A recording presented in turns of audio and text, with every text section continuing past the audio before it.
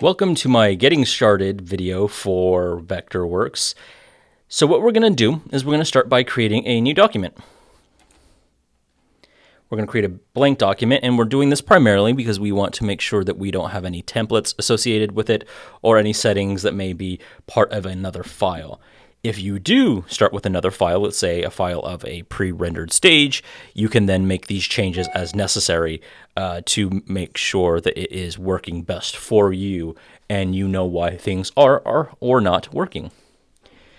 So from here, we're going to go to File and we're going to go to Document Settings. So this is the first thing. More likely than not, you won't have to change it, but in case you start with a file that is not in feet and inches, we here in America use feet and inches because we don't know any better. It's not the ideal way to go because, you know, metric makes more sense, but it doesn't make sense to us because we don't get it. We're also going to go to File again one more time, Document Settings. This time we're going to go to Document Setup, and here we're going to make sure that our grid lines are on. In this case, they are on, but let's pretend that they're not. So we're going to go over here and click Show Grid, and right now my grid is set for 1 feet increments. Click OK, and OK. So there we go. We got a grid, and we got a document in feet and inches. What we don't have is we don't have our dimensions of the page the way we want them. So we're going to go to Page Setup, and over here it's essentially set up to be a 8.5 by 11 minus the border because it's not a full bleed print, meaning it doesn't go all the way to the edge of the page. But we want to set it up for 11 by 17. And that's primarily because for UIL, we need to submit with 11 by 17. Now, you may have a project that I've given you with a stage and you're building your scenic design on top of that stage. We still want to make sure that we are exporting the final product in 11 by 17. And because we want it to be landscape, we're going to make our width 17 and our height 11. There we go. I'm going to zoom out. And there you go. We have a landscape 11 by 17. We want to create our first image or our first shape. We're going to create a platform. And we can create it here from the top-down view, the top plan view. And you can go like this if you like. And that's helpful in knowing how things are spaced out. Let's say we want a 4x8 platform. We can kind of try to look for 4x8.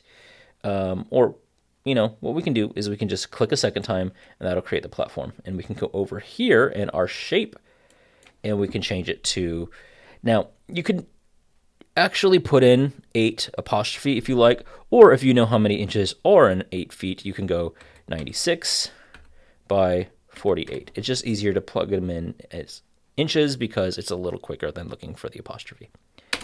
And there we got a 4x8.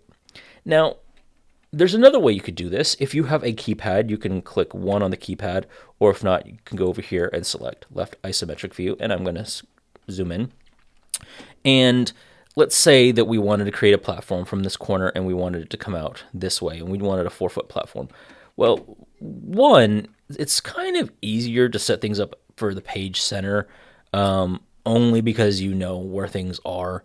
So what we can do is we can, meaning like, I know that from the page center, I click this and I hit delete, that it's going to be 4 squares this way, 8 squares this way. Let's say we did that wrong and we want it to be 4 squares this way, 8 squares this way. So these are X and Y axis. So what we do is we come back here, we can select our rectangle and we can go this way. Now, instead of clicking it and then changing it later, we can tab over and we can hit, because we want it to be 48 inches this way, right? And we want it to be 96 inches this way. We can do that, and there's our platform. And you hit it, enter a second time. Now, let's say I want to build a platform right here. I can click right here.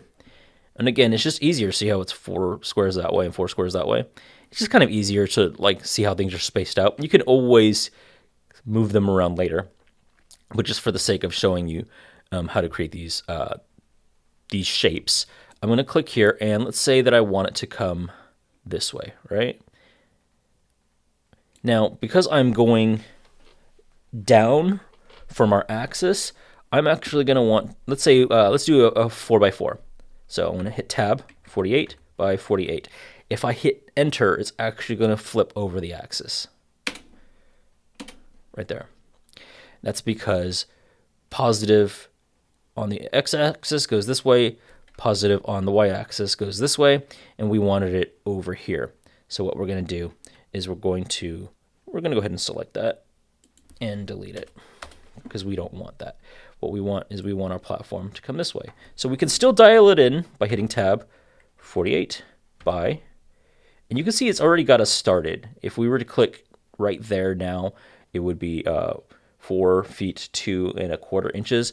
We want it specifically to be negative 48. We don't want it to be negative 48 inches. We want it 48 inches, but down of the y-axis. There it is. Now, because I've just, you see how this, I hover over this when it turns blue, I hover over this when this turns red. It's because I've just created it, and I can shape this. Let's say I want this to be at 2 feet high. I can grab this and drag it up, and I can do the same thing where I come over here. I have now extruded it. I can come over here and I can change it to 24 inches. Just like we could alter things in the past by coming over here and changing the shape. But you see how this one is not red. I can't drag it out because it wants to create a new shape. What I can do is I can come over here to our 3D modeling tool group, and then from there I can pick push pull. I can now hover over and it turns red, and I can do this. And let's say I want this one to actually be 3 feet tall. I can also tab 36. And now we have a 3 foot tall platform and a 2 foot tall platform. Let's say I want to build one more 4x4, 2 foot. Let's say, because this is 3 feet tall, I want it to be 1.5 feet. I'm going to click here. I'm going to start in this corner. Again, we're just using the center because it's easier for us in what we're doing. And I'm going to drag this way. You need to start your drag to create the image. But once you do that, you hit tab. Now I'm going to the left of the x-axis. So I'm going to want to make it a negative 48. But I'm going up from the y-axis. So I'm going to want to make that a positive 48. I'm going to grab it. And